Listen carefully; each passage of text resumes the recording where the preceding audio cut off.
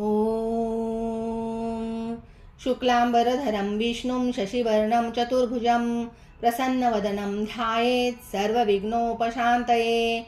यस्य द्विरद्वक्त्राद्या पारिषद्या परश्यतं विघ्नं निघ्नन्ति सततं विश्वक्सेनत्तमाश्रये।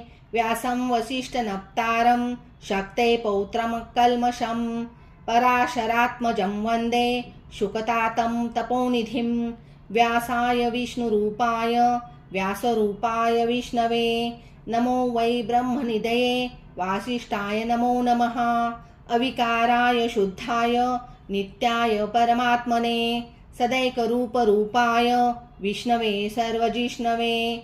यस्य स्मरणमात्रेण जन्मसंसारबन्धनात् विमुच्यते नमस्तस्मै विष्णवे प्रभविष्णवे। ॐ नमो विष्णवे प्रभविष्णवे। श्रीवैशम्पायन उवाच श्रुत्वा धर्मान् शेषेण पावनानि च सर्वशा युधिष्ठिरः शान्तनवं पुनरेवाभ्यभाषत।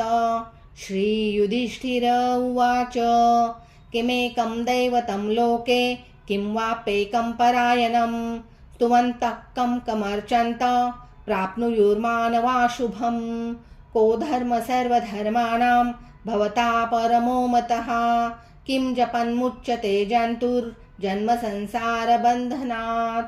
श्रीभीष्म उवाच जगत्प्रभुं देवदेवं अनन्तं पुरुषोत्तमं स्तुवन्नामस्रणेन पुरुषः सततोत्थितः तमेव चार्चयन्नित्यं भक्त्या पुरुषम् अव्ययम्।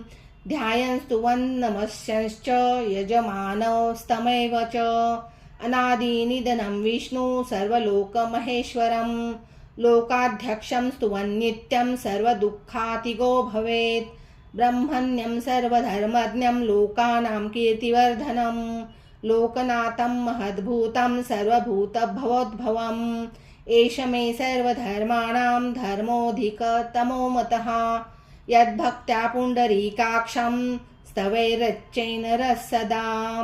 परमं यो महत्तेज परमं यो महत्तपः परमं यो महद्ब्रह्म परमं यो परायणं पवित्राणां पवित्रं यो मङ्गलानां च मङ्गलं दैवतं देवतानां च भूतानां यो व्ययः पिता यतः सर्वाणि भूतानि भवन्त्यादियुगागमे यस्मिंश्च प्रलयं यान्ति पुनरेव युगक्षये तस्य लोकप्रधानस्य जगन्नाथस्य